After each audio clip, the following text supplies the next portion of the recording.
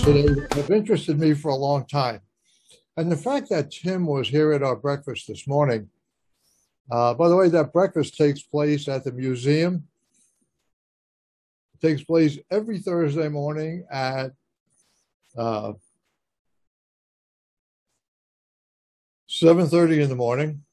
And anybody can show up. There's nothing special. I don't even do the Pledge of Allegiance. I don't do a prayer.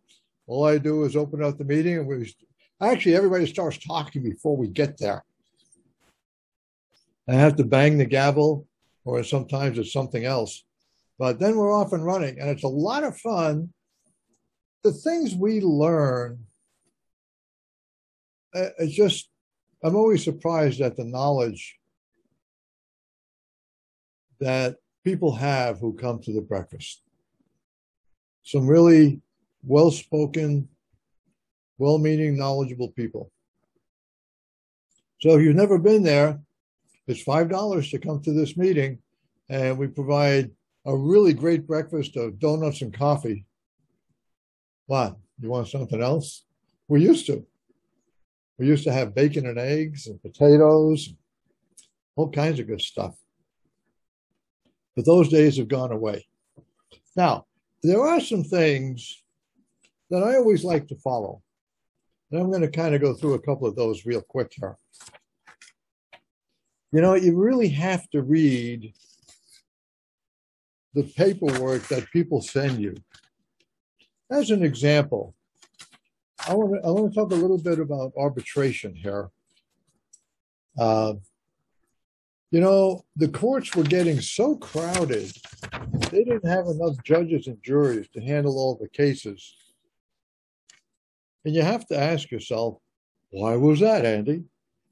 Well, the reason that was happening is that we've written so many laws that it's almost impossible not to break one during the day.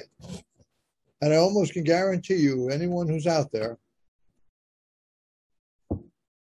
maybe you have broken a law today. No, let me correct that. You have broken a law today. Whatever it is, you have broken something. And so since the courts were getting so crowded, one of the ideas they came up with, how do we have a court hearing or a case? How do we have somebody hear that without having to go to trial? And they came up with this thing called arbitration and mediation. Now, there's a difference between mediation and arbitration. Mediation is a situation where if you and your next door neighbor have an argument, or you and your credit card company or whoever it is, if you have an argument, then the problem is, how do you resolve it if you can't resolve it between the two of you? Oh, sure, you could go to court and sue and do everything you want. But in reality, that's not the case. You could get somebody called a mediator to sit down between the two of you and listen to your arguments and not make a decision, but help the two of you come to terms and resolve your issue. I really like that idea. That's a good idea. The more of that we do, the better. But there was one other thing that they came up with. If you can't settle your disagreement between the two of you, then you could go to a thing called arbitration. Now, as a real estate broker, they want you to arbitrate everything. And they want you to agree to arbitrate, especially commissions between real estate people. They want you to arbitrate that between and some other real estate agent who will sit in judgment, or maybe a couple of them, and hear the case. Now, in arbitration, the decision there is basically final. You can attempt to appeal, but once you submit to arbitration, it's pretty final. Now, people will tell you that, oh, no, it's not, but I can tell you, having been in front of a couple of those, that it is. And usually both parties, once it's done, will let you know that it's okay. You're done, whatever the decision is. That doesn't mean that the issue is fully resolved, but a decision's been made. Now, an arbitrator, the person hearing that case, can either be a lawyer, it could be an expert in a field, and it doesn't have to be, and it's got to be somebody that you don't know. And if both sides typically can submit 3 names of people they would like to have hear the arbitration. Now, once you've done that,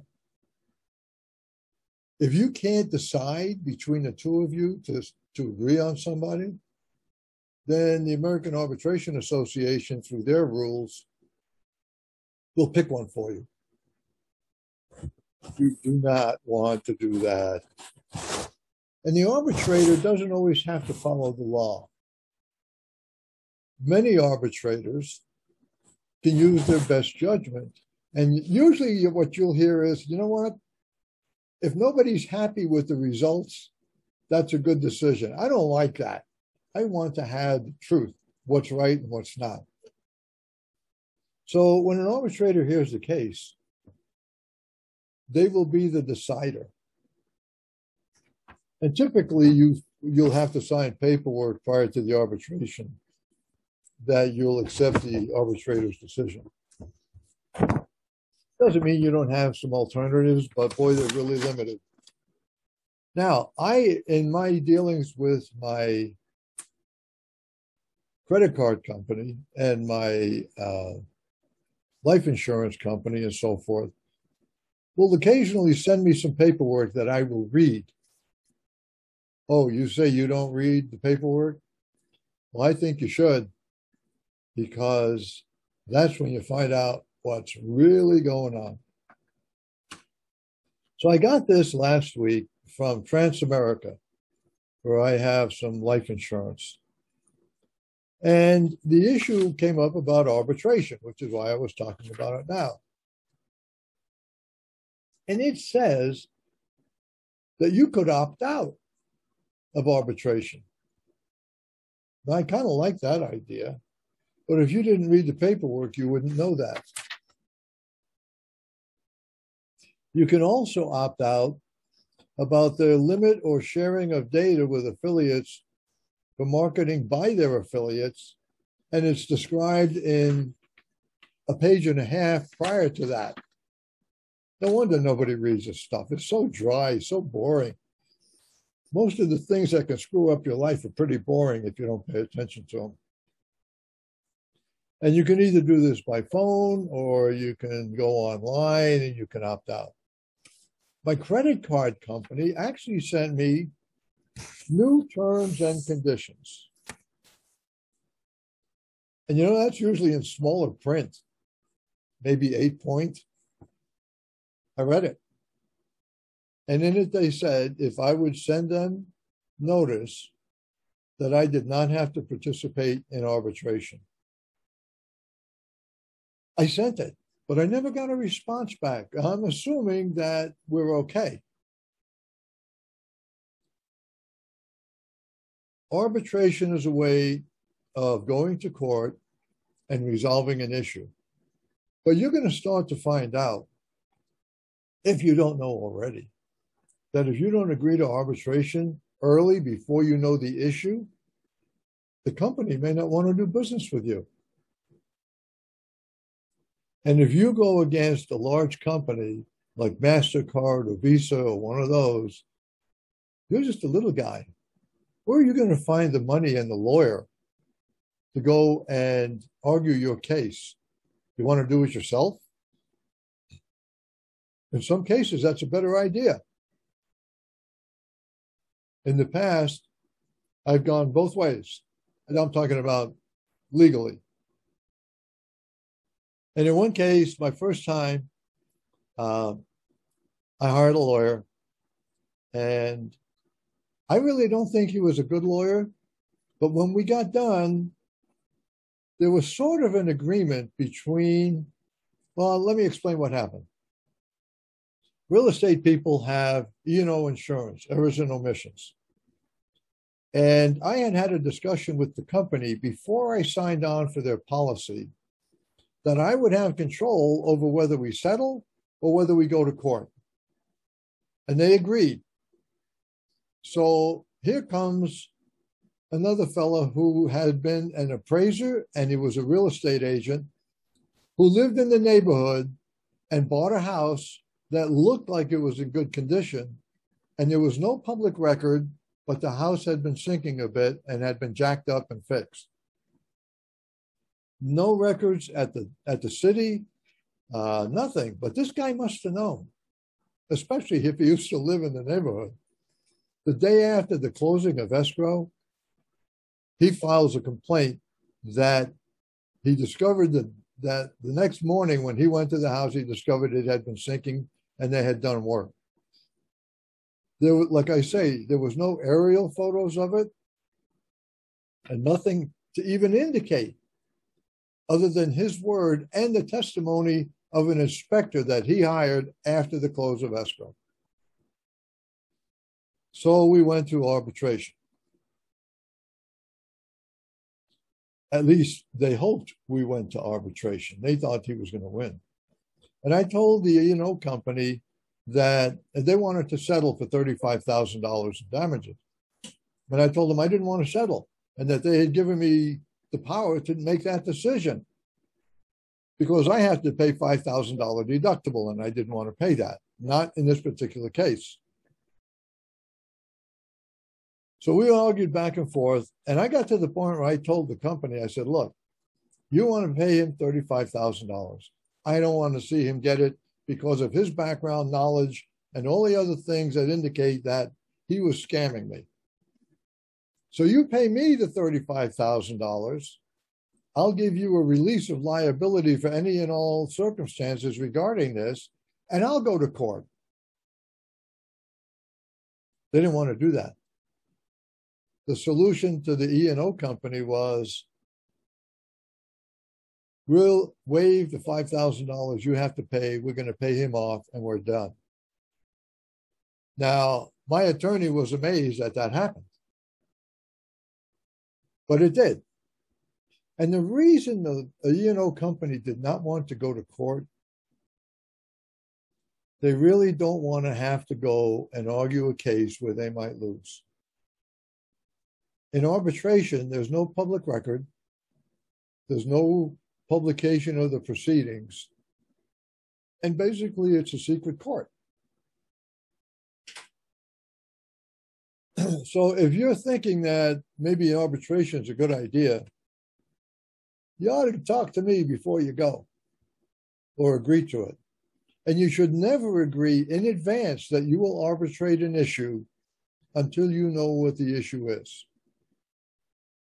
Because if you do it, if you agree to arbitrate before, you're the stuckee, and you've got nobody to blame but yourself if it turns out wrong. And I've been in court against a Newport Beach lawyer, and usually these are the high-powered guys. Over another, it's always about money, you know. And this one was about a commission that I did not want to pay to another agent. And the outcome of that was we actually went to court. We didn't arbitrate. We went into court. I won. They lost. We kept the commission. So when I talk about all of these things, I want to gravitate into the next part of this topic, which is the grand jury. Now, there's two kinds of grand juries.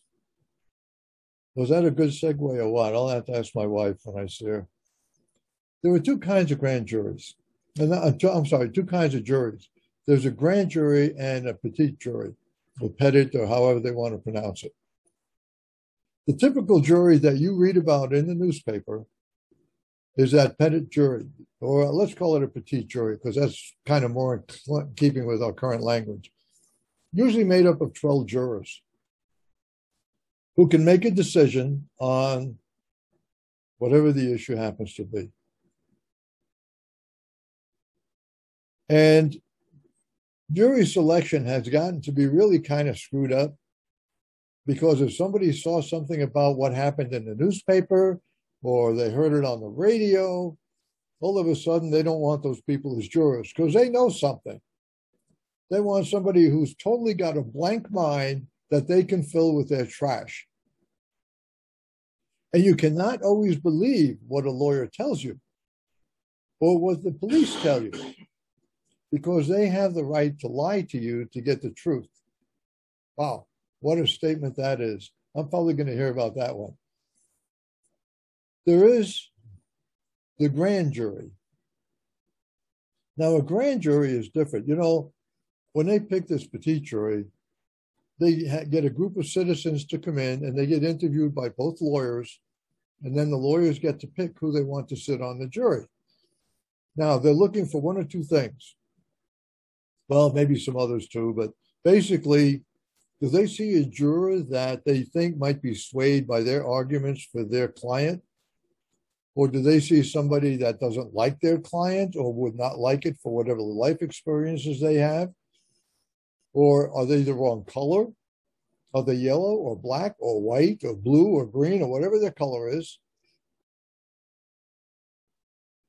They try to get this stuff out to pick that jury. But then there's this other jury called the grand jury. Now, does that sound good? The grand jury. Yes, sir, they are grand. That is different. And the method of selection grand jurors is different as well. Now, I'm never sure about some of the issues with grand juries, so I'm just going to share with the part that I know. Not being a lawyer and not being licensed to practice law, I'm telling you as a citizen what I see. If there's going to be a grand jury, that is a secret process. You as the public are not entitled to know what goes on inside that grand jury. Now, some people are going to know what goes on because they're being interviewed by the grand jury. And how is this jury picked? Well, in Nevada, we have a process. And the way it works is that the county clerk will select or draw at random 50 names, 50, and mail to them to inquire as to whether they will be willing to serve on a grand jury. I don't believe they have to tell you what the issues are going to be, just are you willing to serve? Now, out of that, there's a certain number, which I think is 27. My numbers may be a little off, but it's close, who they have to get to agree. Then, if they don't get that amount, let's say only 10 people say they would be willing to serve, they have to do another mailing to another group until they get that required number. Now that they have that number, only 17 will actually sit as the jury with a couple of alternates. And that'll be it. So you don't get to pick and choose about somebody's background or anything else. That's how the process is supposed to work. Now, I can't tell you how things go along in Nye County because I sure seen some strange things going on around this place. But that's how it's supposed to work. And I'm bringing this up because right now, Nye County is planning on 2 grand juries. Now, the way a grand jury is started to begin with, there's several ways. But the most common way would be for a district court judge to call for the grand jury. And that starts everything in motion. Now, once this grand jury is assembled, based on my experience in California, but I don't think it'd be any different here, the hearings are kept confidential. I like to use the word secret. There's no difference between secrecy and confidentiality. But they get paid so much a day in order to be on the grand jury. The last I read, it was about $40, $45 a day. And it could go on for a year. The history in Nevada is that at one time, all counties had to have a grand jury. And in 1955, a law was passed exempting counties of less than 100,000 from having a grand jury. So here's the question now. If the counties of less than 100,000 people don't have to call for a grand jury, not even once every 2 years or every 10 years or ever, until they get to a population of 100,000. I'd love to see that magic number of 100,000. If they don't have to have a grand jury, who's going to investigate the government? The Attorney General? If you've ever been around the Attorney General in this state, the Attorney General doesn't really want to investigate anybody who's connected with the government. It's not in their best interest to make government look bad. The only way to really investigate an issue in government would be through a grand jury.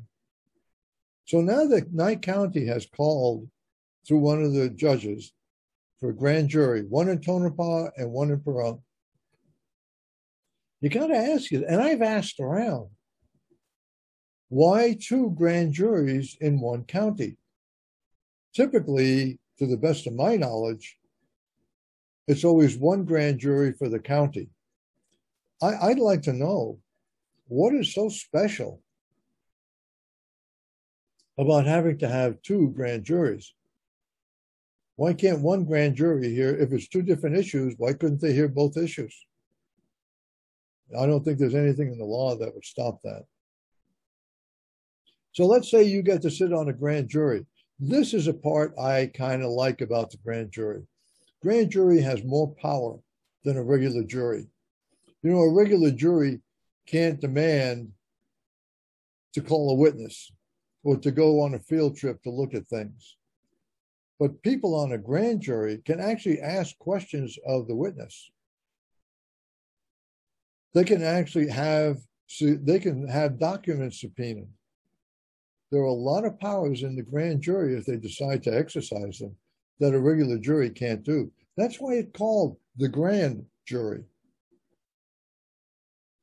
And the grand jury is there for a very good reason. It's there because they have exploratory power that no other part of citizenry has. And they have the power to subpoena anyone and everyone connected with their investigation. And as I understand it, that investigation could go further than was originally intended based on the things that they learn. Now, a regular jury, that petite jury, they can make a decision. And something, you ever see a judge say, I don't like that decision you made, so I'm voiding it? I mean, you can't make this stuff up. Well, you could, but in this case, it's true. In a grand jury does not make a decision as to whether a trial should be held or not, because this is not a trial. This is an investigation. And the citizens are in charge of the investigation, more or less. And they should not allow themselves to be bullied when they're on a grand jury, because they are the seekers of truth with all the power bestowed on them by the law. So when they get done with the investigation, they will make a recommendation to the district attorney as to whether they feel an indictment should be made or not. And then the district attorney will look at the evidence and make that formal decision. Now, that's my understanding of it all. And I think if you go online and look, you can find information on creating grand juries in Nevada. It's in the NRS, Nevada Revised Statute. And just because I'm talking about it and I'm not giving you all the detail, if I gave you every little nuance in what's in the law as I see it, why would you bother to go look it up? And it's very simple. Most people don't realize this, but the state of Nevada has a law library online.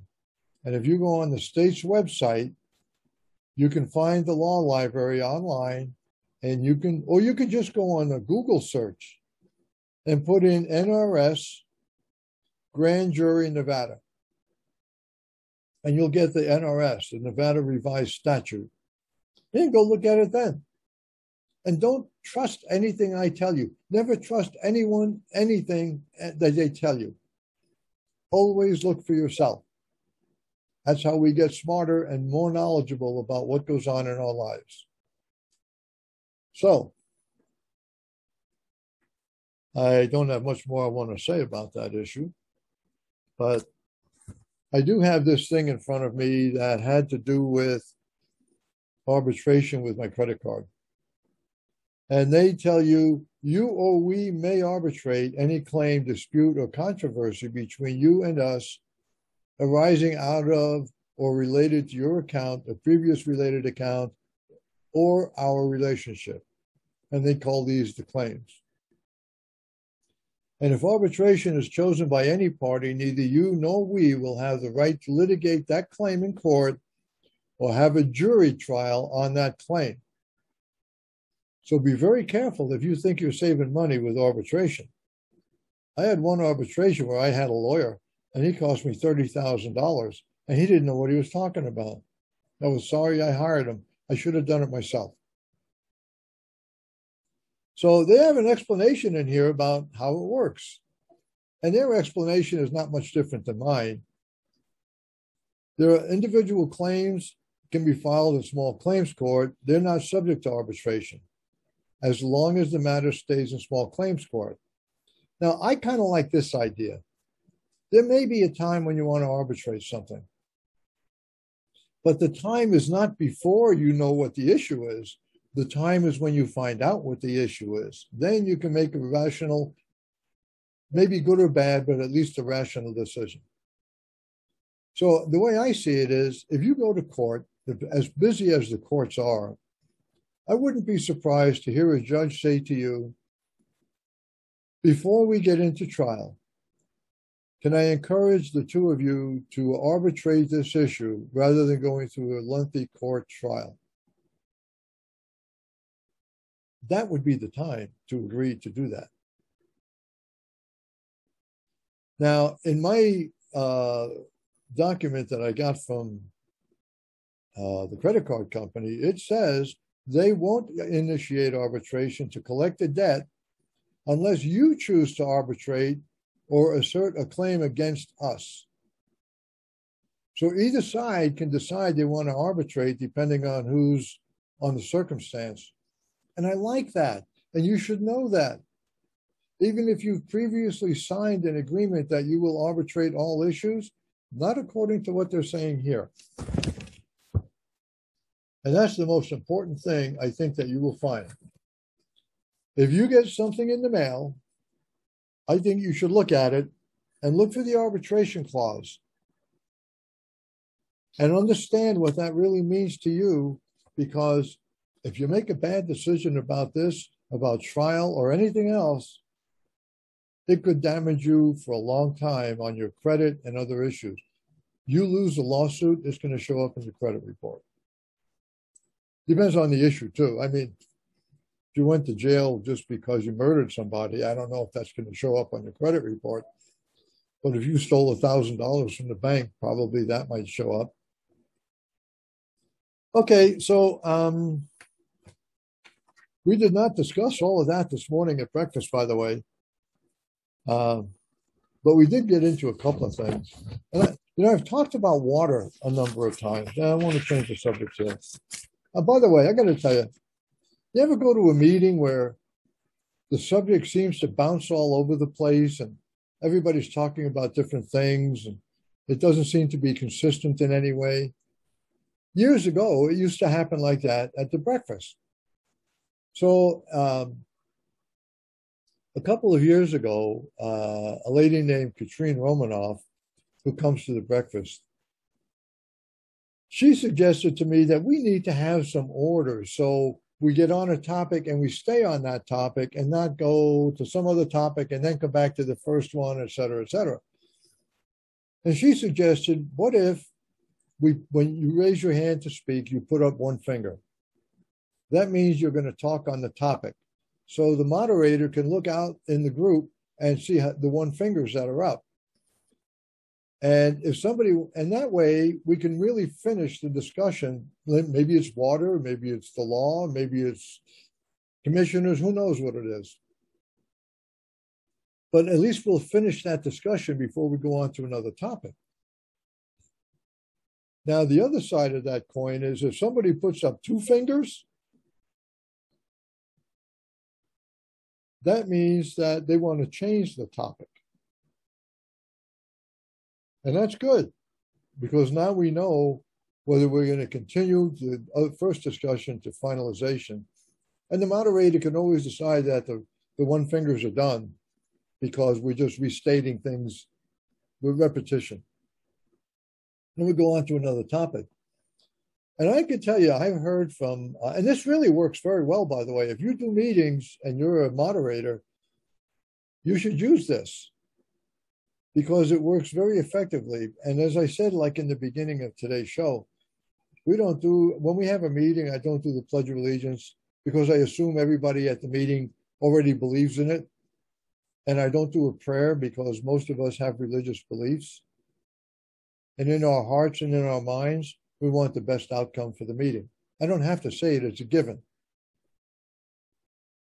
And sometimes we may have some disagreements about things, but that's okay. That's how we learn more stuff. Anyway, I thought I would mention that before I get into this issue on the water. I've talked about water a number of times in the past, and I've talked about the seriousness of having no water. And, you know, as long as you've got water, you never think there won't be any. So let's get one thing clear between us. It is possible to have no water. There have been towns in California that have run out of water. Their aquifer actually went dry and they could not pump a drop of water into their homes. This is recent. It's actually been in the news. They've had to truck water in from out of the area in order for them to have some water to drink. And when they bathe, they're bathing in a cup of water to conserve it. Well, not at all. Doing a sponge bath, if you will. So that's happened in California. And in Arizona, they actually had an aquifer that went dry. I believe it was back in the late 60s, early 70s. It actually went dry. Now, if you've got homes there, that's a real catastrophe. And it needs to be addressed. And right now, it's even worse than that, because when government starts telling you that they're afraid that the water level is going to be very serious in the next 2 years, they can't predict the future. But they can look at the past and they can look at the current events and they can make a value judgment on what's coming. And this is why Arizona created a law that builders, when they build a development, have to acknowledge and guarantee where the water is going to come from for the next 100 years for that development. And they put other laws into place about how water is handled, how it's processed. And on my website, cparumpwithandy.com, you can take a link that'll take you right to Arizona and that information. Now, Clark County is another story. Clark County in 1950 had 30,000 population. And you know these pictures that are in the newspaper over the last couple of years about the bathtub ring around Lake Mead getting deeper and deeper? That same ring existed in 1950. Think about it.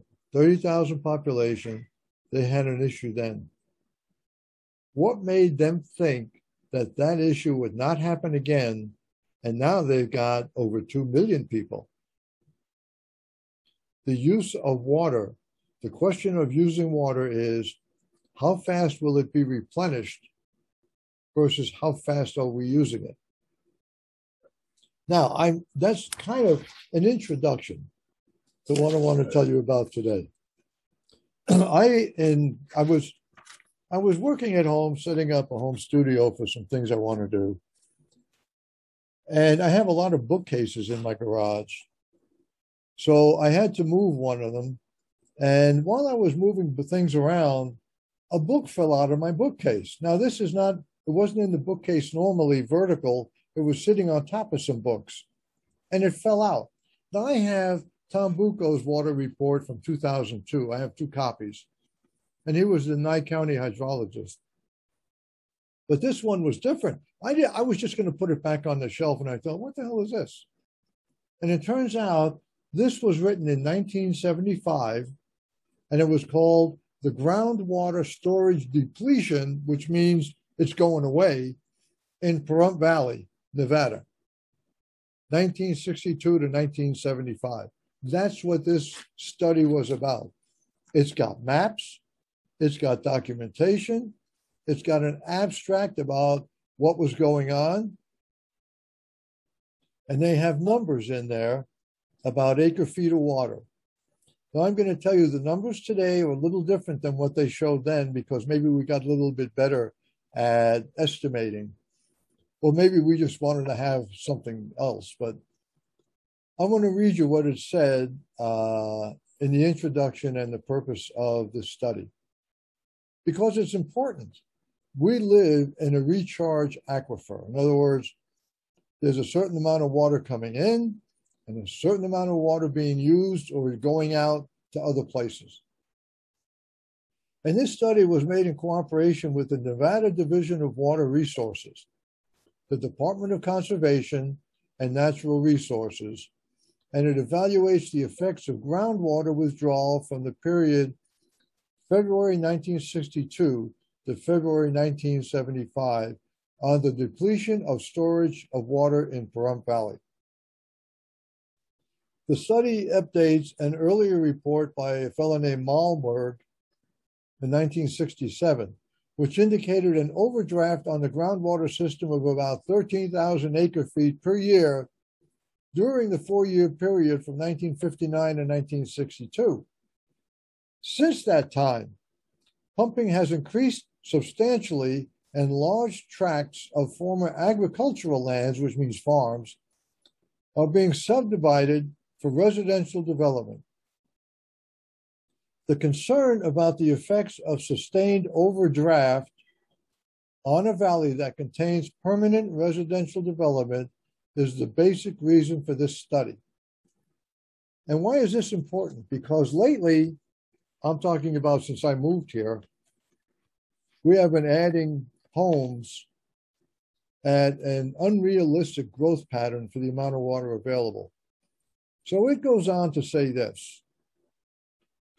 The objectives of the study are to determine or estimate for the years 1962 to 1975, the real extent and amount of water level decline, the magnitude of groundwater storage depletion, which is a loss, and the annual pumpage, which is what we're taking out, to evaluate any additional impacts of development to date on the hydrologic or water system, and the extent possible, demonstrate some general long-term effects likely to occur if pumping is maintained at the 1975 rate. Now, in the scope, the study included the Pahrump Valley and part of the mountainous area on the 3 sides. Considered were water levels, pumpage, well records, and aquifer hydraulics. A digital groundwater flow model provided insight into long-term pumping effects. So, I could go on to read you some more of this, but I'm going to basically tell you what it says. And you look around you now, and you see all the homes being built again, just like it was prior to 2008. And the way it used to work is that when you have farms, a farm would use a lot of water during the growing seasons. But when winter showed up and you couldn't grow anything, water usage would reduce. What did that mean? That would mean that the recharge effect would start putting water back into the aquifer that was being taken out. And that's what this study shows. And what they go on to say is this. That was why they still had some water here. Although it would, and you can talk to fellows that had farms at that time. Tim Hafen had one, Bowman's. And it's true. The levels would drop and then they would rise during the winter because people would stop using the water for farming. What the study goes on to say is that the net effect of seasonal pumping during the irrigation seasons starting in 1962 through 75, that this very thing I just told you about, the water level would rise again. But now, if you start adding in additional straws in the ground that suck the water out to the same level almost year-round, now you start draining that aquifer. And there's another problem that is not mentioned in the study as far as I could tell thus far. The Tom Bucco report, which was later than this one, talks about the fact that we have a recharge rate of 20,000 acre-feet per year. And we were using, according to his study, which was in 2002, we were using 22,000 acre-feet. That means we've got a shortage of 2,000 acre-feet of water that we don't have coming in. Now, is the aquifer decreasing? Is it dropping? I can only tell you this. There are wells within this town that had to go deeper. Pumps had to be dropped to a lower level so that it had a certain amount of water above the pump so they would work properly. And this is not just stories that I'm telling. This is fact. Right here at this studio, at our daughter's house here in town, mostly on the southwest end, you'll find where this has been a problem. When you get closer to Highway 160, there's a bit of a barrier there, so the water coming in from the Spring Mountains and wherever else it comes from kind of has a bit of a barrier. It's probably a clay barrier that will cause the water levels to be always good on that side. But as it comes through to this side, the west side of 160, if you're close to the water coming in, you're in better shape than if you're further away from it. Now, there's a lot of things that enter into this question of the water. One of them is, what kind of land do you have where you live? And just because you look at the surface land where you live, it's not the same as you go down. As you go deeper into the ground, you could be going through layers of gravel, sand, clay silt, an actual barrier. You never know until you put your well in. And then when they put in your well, they always test the water flow coming out of that well. And what they're looking for is about 25 gallons a minute. I still see that at the well I have. And I've been here for 20 years almost. Be a year, I'll be 20 years. My water level is basically at the same level it was before. That's not true everywhere. And when I was doing real estate and I was working at Donna Lamb's office here in town, there was an archaeologist or a geologist used to come into the office periodically, and he would bring pictures of what Pahrump used to look like. And sometimes you could be looking at the very evidence of the lowering of the water table and not realize what you're looking at. For instance, he had pictures that went back, let's see, this was like 2004. He had pictures that went back 50 years, and you could see how green some of the area was. Now, if you drive around town and you see all these dead mesquite trees, why do you think they're dead? They're dead because the water level is no longer at a place where the tree roots can get water to survive. So they died. In some places, if you see mesquite trees are still growing, there's probably water close enough to the surface to keep you happy. And at one time, the water levels were at 40 feet or 60 feet. Typically, the water level at my house was at 70 feet. So even in this study, they mentioned that the maximum observed net decline was slightly more than 60 feet. That's pretty big. There were smaller declines throughout the Central Valley. And locally, water levels in some shallow wells rose owing to the recharge derived from the deep percolation of irrigation water. So when you're irrigating, some of that water may get back into the aquifer. Now, we are putting more and more houses into Nye County, especially into Pahrump.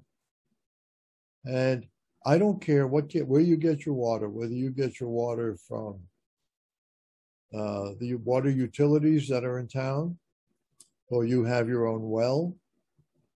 We all get water from the same place, and that water is coming from the ground.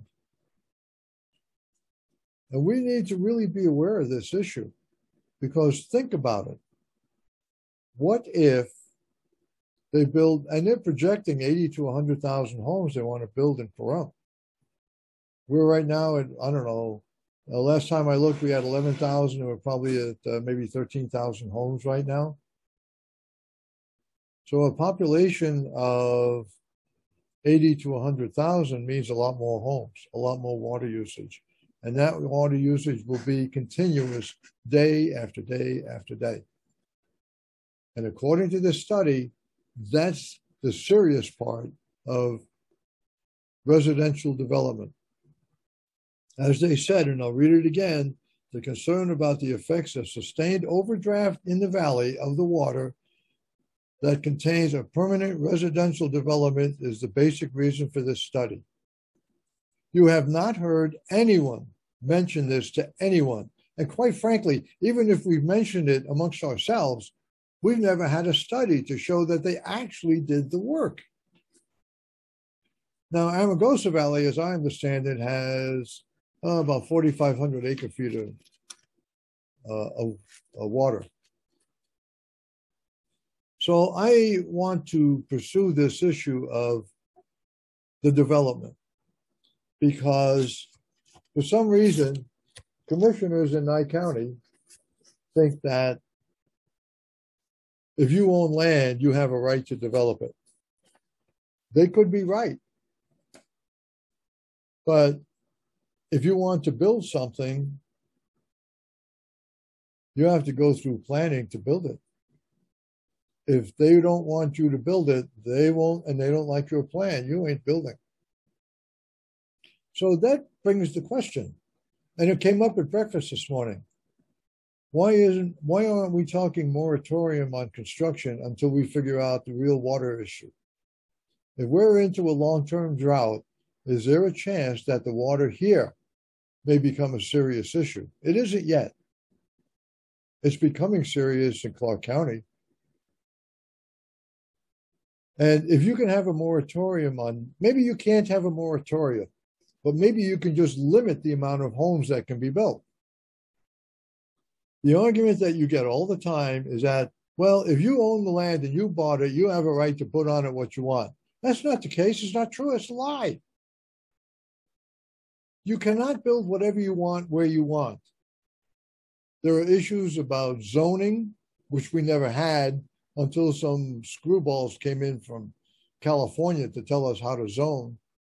And I know where they came from because I lived in the city next to them. One of those guys was actually on the city council, came to tell us in Pahrump how we should develop into a city. No wonder the town board's gone. Okay, I don't want to get into that right now. So in Boulder, the town of Boulder in Las Vegas, in Clark County, has a limitation on the amount of homes you can build, 120 per year. Now, I used to tell people, you know, if you're sitting in a room and it's too warm for one person, but it's just right for the other, then they argue and negotiate opening the windows so they can both be comfortable. And they agree that it'll be open an inch so the person who's too warm will feel comfortable and the person who's comfortable may not be too displaced. But once you've done that, and I'm using this window as an analogy, once you've opened the window, it's not a question of whether it's open or closed. It's going to be open. It's just a question of how much. If the person who's taught wants it open bigger, all of a sudden we're going to go to court and we're going to decide that. Well, it's the same with water. If Boulder can say, I think at one time it was 350 homes, but it's 120 now. If they can say you can't build more than 120 homes in our city, that window's open. What if instead of a moratorium, you said you cannot build more than one home a year in our town until we resolve the water issue? Or what if you as the builder wanting to build more homes, but listen, when the builder's done, they're out of here. They don't care what happens to you in the future. You're stuck with what's left. That builder's just here to make money. I don't have a problem with people making money. I did it myself. But that's what's going to happen. So what if you just decided to leave the window open only an inch? Yeah, you can build 10 houses a year. Then the little guy who's a contractor could make some sort of a living. But the big developers who come in here and want to put 50, 100, 200 homes or whatever, maybe we need to put the brakes on that for a while and figure this thing out. There's been enough studies on water to consider doing this. And we don't want to hurt anybody's business. I kind of like the idea of being able to shop at more stores. I like the idea of having more jobs here. Just because we get more people, if we're not bringing more jobs in here, we got a problem. And you can't talk about working for the government as a regular job, because a regular job is not, a government job is not there to make a profit. It's there to take tax money to support their activities. The only things that make profits are private businesses. And sometimes those profits wind up being a negative number. So we need to be able to look at this issue. And can we actually say to a developer, I'm sorry, we are having a serious water issue coming up. We need to put the brakes on for a while to figure this out. We could. The door's already open in Boulder. So don't tell me just because somebody bought a piece of land, they can build what they want. That used to be the argument here in Nye County. Oh, you can't make them stop building. Just because they own the land, they have the right to develop it. Oh, yeah? How many people do you know may have gone to planning and couldn't build? I could tell you the story about Al Balaqui and what happened to that man. So here we are, folks. We should not yet build more housing, approve any more housing until this is resolved. But there is one thing we could approve. There are businesses in this country, throughout the world, that use less water when people go to work at their business. Now that may seem strange, but there's been a study done that says that if you stay home and work from home, water consumption will rise as opposed to if you go to work at a job where, let's say the job is processing paperwork for other companies. They have companies that process paperwork to keep track of employee benefits and things like that. There's lots of kinds of jobs, writing code, manufacturing certain things that don't take any water to manufacture them. It's there. So there were ways to do that. And really, instead of building our population right now, we should be looking to be able to build our jobs. I can tell you this. There was a company here in Pahrump. The owner has since passed away, but he manufactured, he had 9 patents. And all of his patents were a small device that were used during construction of parking garages, high-rise buildings, that sort of thing. And it was a very simple devices. But he manufactured them. I'll tell you what he had in his manufacturing operation. It was a small business. I'd say it was about a 3,000 or 4,000 square foot building, not that big. And he had a toilet and a sink.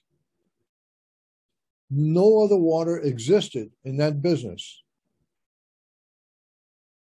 So if you went to work there, the way you cleaned up was sweeping, mopping, but it was not much water usage.